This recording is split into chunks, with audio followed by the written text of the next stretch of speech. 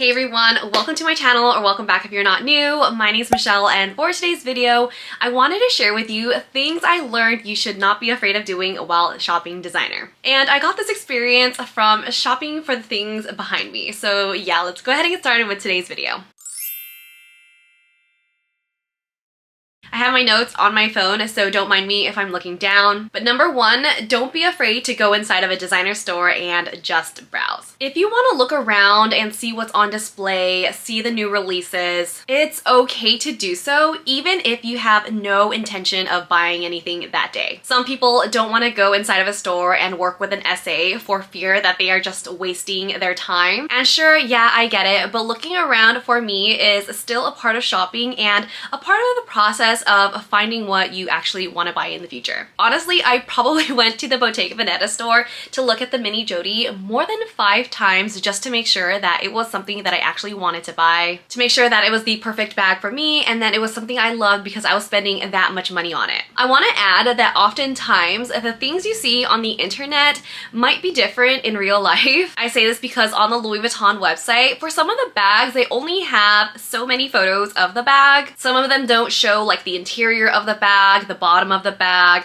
and also like people wearing the actual bag. I remember going to the Louis Vuitton store to check out the new version of the Pochette accessoire, and to my surprise, when I unzipped that bag, there were so many pockets and compartments for organization inside of the bag, and that I would have never seen if I just was online shopping. Also, it's okay to try on handbags at the store to see how it looks like on you.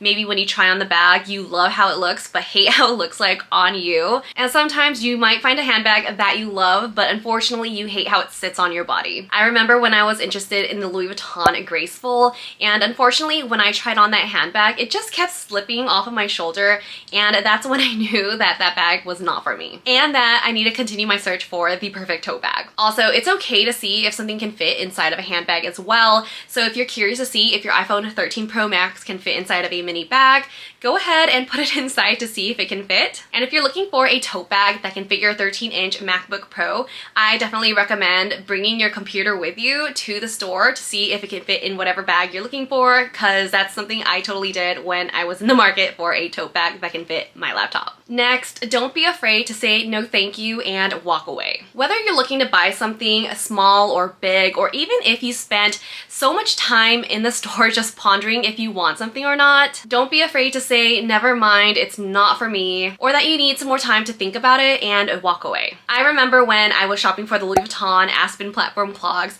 I tried on the 37.5 and the 38, and I paced maybe like a million times back and forth in that store, and then ultimately decided that I just needed some more time to think about it, and that I'll text the essay that I was working with if I wanted to come back and get them. Honestly, I did feel like I wasted so much of her time because she was so nice and generous and so patient with me, and I didn't buy anything that day, but ultimately I did end up coming back the next day and picked up the 38 because I wanted something a little bit more roomy. All in all, just remember that it's your money and you should be in love with whatever you're buying. Next, never be afraid to examine the items before you buy them. No matter what you're buying, make sure to look carefully for imperfections such as scratches or like loose threads. And if you find something like crooked stitching, I would highly recommend that you don't settle for that piece. Especially if you're buying a handbag that's worth thousands of dollars, I would expect the best quality it can be. Don't be afraid to walk away if it's not the quality that you're looking for, and ask them to contact you again when they get another one in. Next, don't be afraid to work with an essay that you like. Personally, I love working with an essay who's kind, who listens to me, and it doesn't make me feel like I'm in a rush, especially when I'm buying something, just because it makes the overall experience so much better. Conversations can be so much more fun because you're vibing, and it's just so much more enjoyable. And if you don't like the person that you're working with, I recommend asking if you can work with another sales associate.